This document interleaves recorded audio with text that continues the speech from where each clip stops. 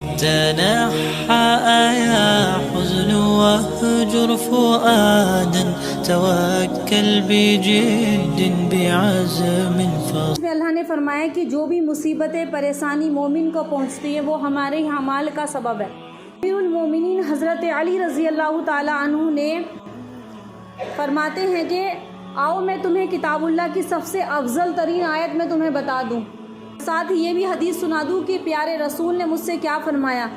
تو حضرت علی رضی اللہ فرماتے ہیں کہ ایک حدیث ہے جو اللہ کے رسول نے مجھے حکم دے کر کیا فرمایا کہ میں تمہیں بتاؤں اے علی، جو تجھے جو بیماریاں جو سختیاں، اے علی تجھے جو بیماریاں جو سختیاں اور جو بلائیں آفتیں پریشانیاں جو بھی تمہیں پہنچی ہیں وہ سب تمہارے اعمال کا بدلہ ہے.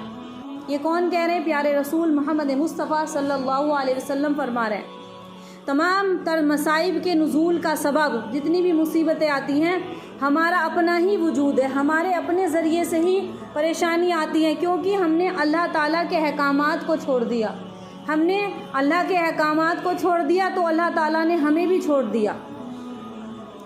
ہم اللہ کے حدود کو ہم نے توڑ دیا تو اللہ تعالیٰ نے بھی ہم سے اپنا رشتہ ناتا توڑ دیا.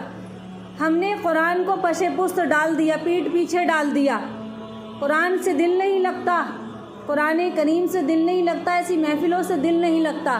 قرآن کو پشے پست ڈال دیا تو اللہ تعالیٰ نے ہمیں ذلت اور رسوائی کے پیچھے ڈال دیا، ذلت اور رسوائی کی طرف ہم لوگوں کو ڈال دیا، اور ہم نے اپنے مالوں سے اللہ تعالیٰ کا حصہ نکالنا چھوڑ دیا.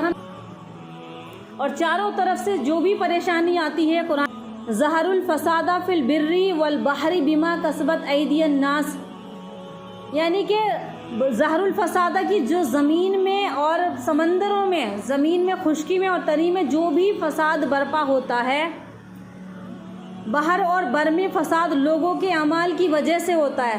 جو بھی یہ ان سے فساد برپا ہوتا ہے لوگوں کے اعمال کی وجہ سے ہوتا ہے. اب دیکھنا ہے کہ ہمارے اعمال کون کون سے ایسے گناہ ہیں، کون کون سی ایسے گناہ ہیں جس کے وجہ سے دنیا کا نظام وقت بے وقت بارشیں آتی ہیں، قتل بہت زیادہ ہو رہے، چاروں طرف سے پریشانی. جس کو بھی سنو گے، کوئی بھی انسان پوچھے تو کہیں گے کہیں مصیبت بیماری کی شکل میں، کہیں کاروبار کی شکل میں، کہیں قتل و قتال کی شکل میں، اور کہیں تمام طرح کے مال کے جانی مالی نقصان کی پریشانیاں. چاروں طرف سے ہم یہی سن رہے ہیں.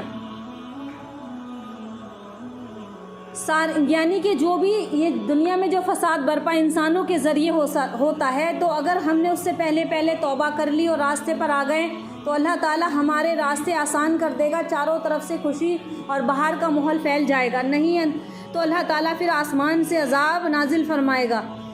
اللہ کی نافرمانی مصیبتوں کا سبب، اللہ کی نافرمانی کرنے پر جو مصیبت آتی ہیں وہ اسی مصیبتوں کا سبب ہوتی ہے کہ تم نے اللہ کی نافرمانی کی ہے. یعنی جب انسان اللہ کے قانون کو توڑتا ہے، اللہ کے حکم سے حدود سے باہر جاتا ہے، تو اللہ تعالیٰ کیا کرتا ہے؟ پھر ان کو سزاؤں کے پھر وہ مستحق ہوتے ہیں، ان کو دنیا میں بھی اللہ تعالیٰ عذاب دینا شروع کر دیتا ہے.